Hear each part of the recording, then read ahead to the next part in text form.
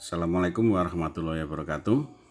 Baik, untuk pertemuan yang ke-13 ini untuk pemulihan tanaman, saya lanjutkan tentang pembahasan heritabilitas. Heritabilitas ini berbeda dengan kemarin yang sudah kita bahas heterosis, karena di sini melibatkan beberapa hal yang nanti saudara akan melihat ada beberapa hitung-hitungan. Jadi di sini untuk heritabilitas yang sering disimbolkan dengan H kuadrat. Ini simbolnya yang khas bagi heritabilitas. Kalau kita lihat di sini arti dari heritabilitas itu ada dua sebenarnya artinya, yaitu ada heritabilitas dalam arti luas disimbolkan dengan H kuadrat, H besar kuadrat. Ada juga heritabilitas dalam arti sempit yang disimbolkan dengan H kecil kuadrat. Kalau yang dalam arti luas, heritabilitas itu adalah proporsi ragam genetik terhadap fenotip. Fenotip adalah penampakan dari luar. Jadi proporsinya ragam genetik itu terhadap penampakan yang ada dari luar. Sedangkan yang dalam arti sempit itu adalah proporsi ragam aditif terhadap ragam fenotip. Jadi ada hal-hal yang aditif di sini itu yang berpengaruh terhadap ragam fenotipnya. Ini dalam arti sempit. Kalau kita lihat definisinya secara umum, di sini heritabilitas merupakan bagian dari keragaman genetik dari keragaman total atau keragaman fenotip. Kalau kita lihat bahwa keragaman total itu sering kita sebut dengan keragaman fenotip.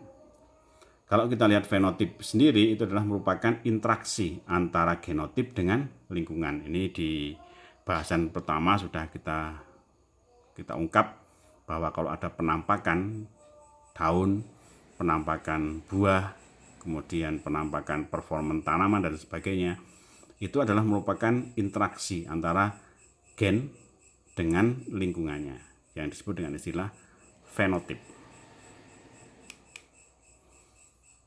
Kalau kita bahas lebih rinci, heritabilitas dalam arti sempit adalah rasio dari varian genetik aditif terhadap varian fenotip total.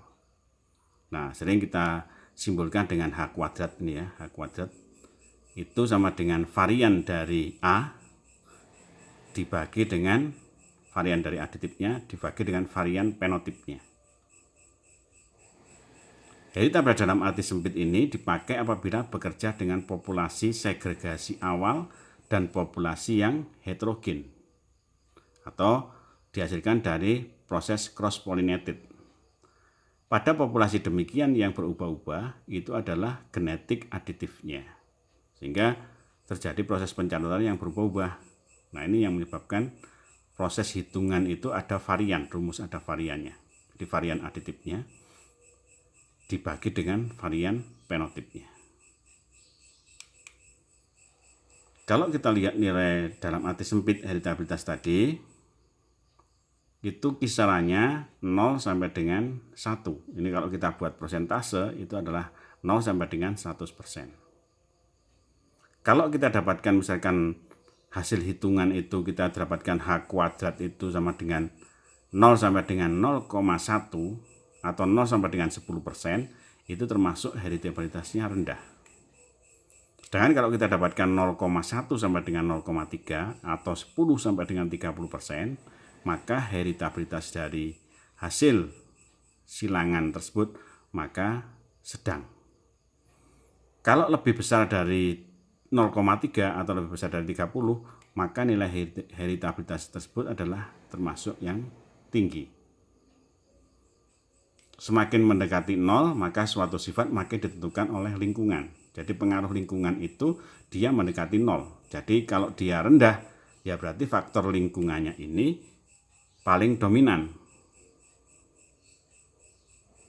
Sedangkan kalau dia semakin tinggi, maka faktor genetik itu yang sangat menentukan. Jadi kalau kita dapatkan hitung-hitungan nilai heritabilitasnya itu 40% misalkan, maka dari hasil pemulihan tersebut, maka faktor genetik yang paling berpengaruh. Tapi kalau dari hitungan tersebut kita dapatkan 0,01 misalkan, termasuk rendah, berarti itu model yang dihasilkan tampilan dari hasil proses persilangan atau proses hasil pemulihan itu rendah.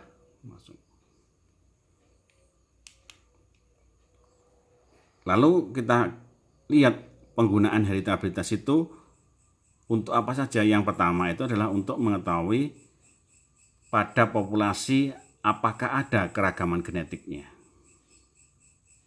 Yang kedua, untuk memberikan rekomendasi terhadap metode seleksi. Seleksi mana yang paling bagus itu bisa diketahui lewat nilai heritabilitas. Nilai heritabilitas yang rendah kurang dari 20%, yang sedang 50%, yang tinggi 50% tadi,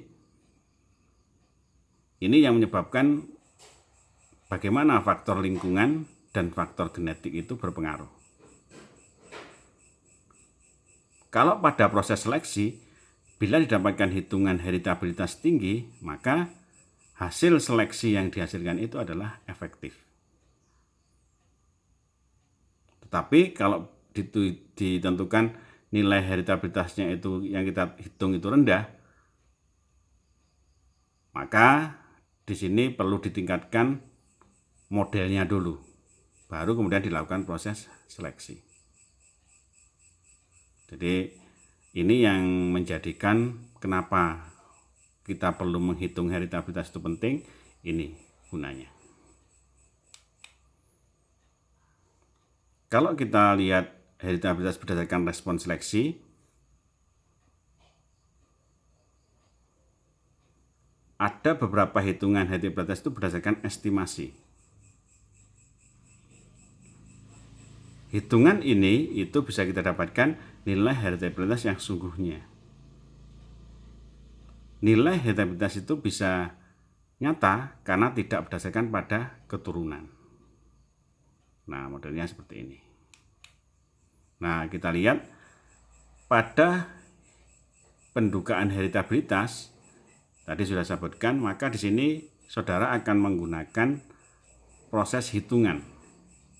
Karena di sini melibatkan varian, maka tidak bisa lepas dari yang namanya ANOVA, Analysis of Varian. Kita lihat bahwa di sini kalau kita lihat pada ANOVA yang dibutuhkan di sini adalah sumber keragaman, kemudian blok, ada genotip, galat, total. Kemudian derajat bebasnya, kalau bloknya itu ya blok dikurangi 1, genotipnya genotip dikurangi 1, kemudian kalau totalnya ya R kali G dikurangi 1. Nah, yang beda dengan ANOVA yang sudah saudara lakukan pada perancangan percobaan, setelah saudara menemukan KT, ini kuadrat tengah, ya kan? Maka di sini dalam hitungan heritabilitas kita perlu TKT. Kalau ini kuadrat tengah, maka di sini ada TKT, taksiran kuadrat tengah, TKT. Maka di sini ada kuadrat tengah dari blok itu identik dengan ini. Jadi identik dengan ini. Namanya taksiran kuadrat tengah, maka nilai KTR ini bisa dirumuskan menjadi ini. Kuadrat tengah galat, nah itu identik dengan ini. Sedangkan ini genotip ya, mohon maaf. Jadi KT genotip itu identik dengan ini. Kemudian kalau kuadrat tengah galatnya itu identik dengan ini.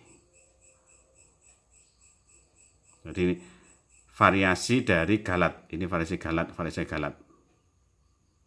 Nah, seperti ini yang kita butuhkan. Ini ragam genotipnya, kita tulis begini, itu identik dengan KTG dikurangi KTE dibagi dengan R. Ragam lingkungan itu dengan model begini, itu ditulis dengan KTE. Sehingga nilai heritabilitas, nah ini bisa ditulis H itu sama dengan varian dari galat, varian dari galat ditambah dengan varian dari genotip. Ini varian dari genotip ditambah dengan varian dari galat. Nah, ini cara pendugaan atau cara taksiran dengan menggunakan ANOVA untuk menghitung heritabilitas. Apakah cara ini satu-satunya? Tidak, banyak cara lain yang digunakan untuk menentukan heritabilitas.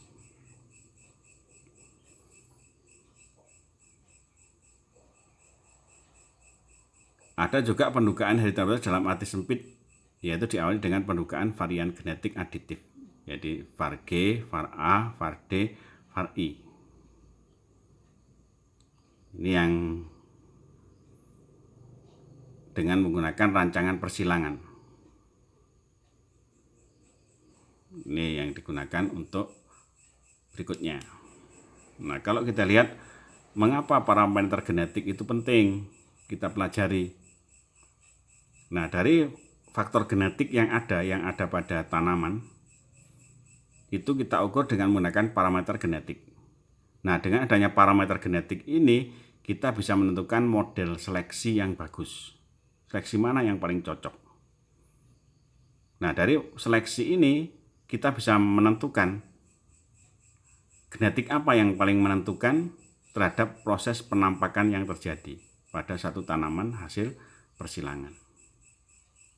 Nah, kalau kita sudah bisa mendapatkan fenotip ini dengan pasti, maka kita bisa mendapatkan data produksi.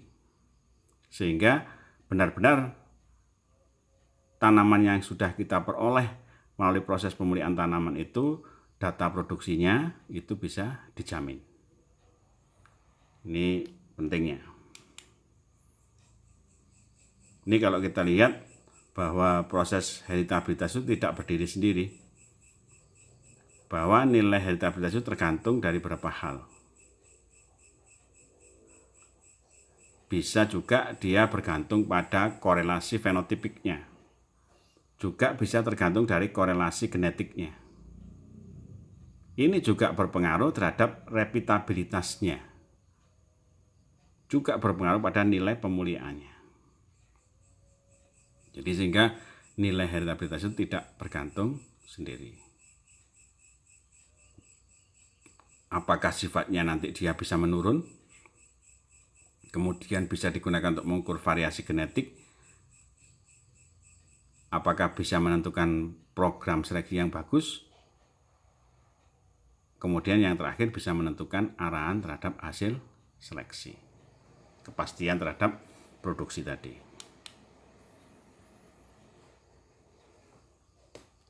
Kalau kita lihat bahwa hubungan antara heritabilitas dengan repeatabilitas, jadi kalau repeat berarti di sini ada pengulangan. Nah, modelnya begini, ada populasi. Nah, kemudian turunannya dicatat tentang nilai heritabilitasnya. Tapi kalau menggunakan repeatabilitas, maka di sini individunya sama, dicatat berulang selama dia hidup. Nah, ini perbedaannya. Kalau menggunakan heritabilitas itu rumusnya ini H², menggunakan varian dari genotip dibagi dengan varian penotip, nilainya 0 dan 1. Kalau pengulangan itu menggunakan varian dari genetik ditambah dengan varian penotip dengan galatnya dibagi dengan varian penotipnya, nilainya 0 dan 1. Simbolnya R, korelasi. Ya, pengulangan. Ini tadi dalam arti luas ringkasan dari tadi. Ini kategorinya tadi. Ringkasan. Sudah.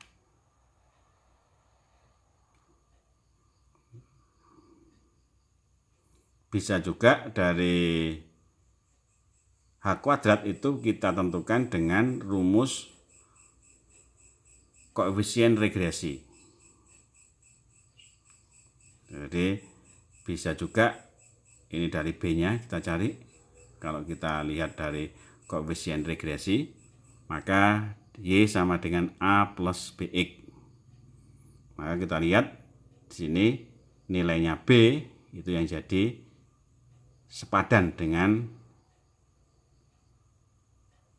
varian dari galat dibagi 2 dan varian dibagi dengan varian penotipnya. Ini rumusnya. Jadi rumus B koefisien regresinya itu bisa kita gunakan untuk menghitung nilai heritabilitas.